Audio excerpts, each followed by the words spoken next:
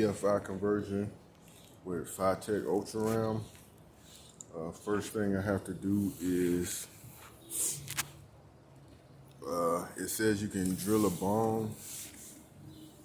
hole, and put the bong on for the return line in the fuel tank. But instead of doing that, I decided I wanted to go with a fuel pickup that had the return line built in. So I think that it would be you don't have to worry about the debris in the tank. And also it's an older car, so might as well replace the fuel pickup anyway when you're going converting to EFI. I'm in the process. First thing I have to do is drop the tank. And after I drop the tank, I'm gonna be replacing that fuel pickup and then going from there. Alright, first thing you need to do is remove your battery. You're messing with the fuel tank back there. Remove the battery. First thing. Alright, first thing you need to do is remove the hose and the grounding strap. I'm gonna wait till after I pull the tank down. I have 4 bolts. 1, 2, 3.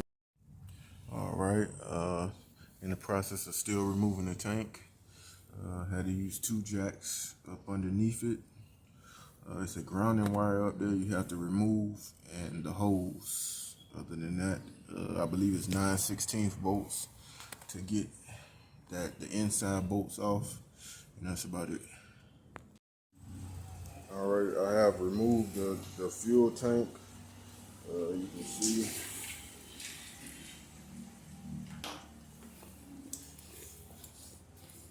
I have removed it, and the old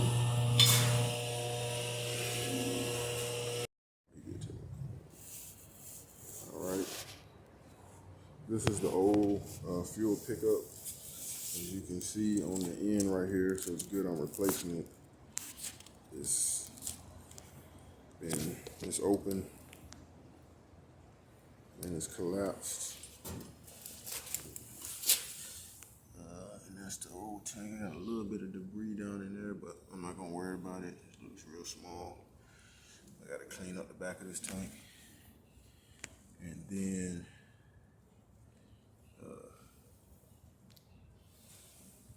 I'm gonna try to reinstall. All right, I got the back of the tank cleaned up, wiped down. This is the old assembly. This fitting is 1/4 this return line. So you have to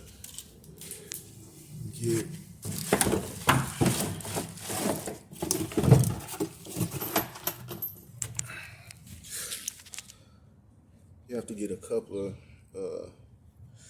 for the 3/4 holes, so you can have the return line in the tank.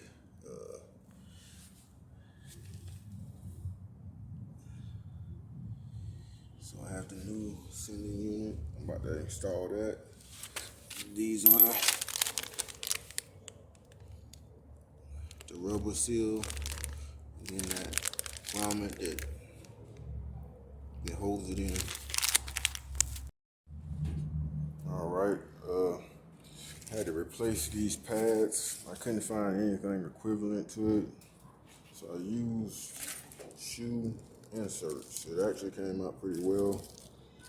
You can see it's just a pad for the straps. I don't think they are anything special, you know. The shoe pad is pretty durable, so I think it'll work out.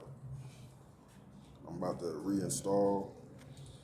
I lined the negative wire, covered that, and then you have the positive fuel level wire on the other side of it.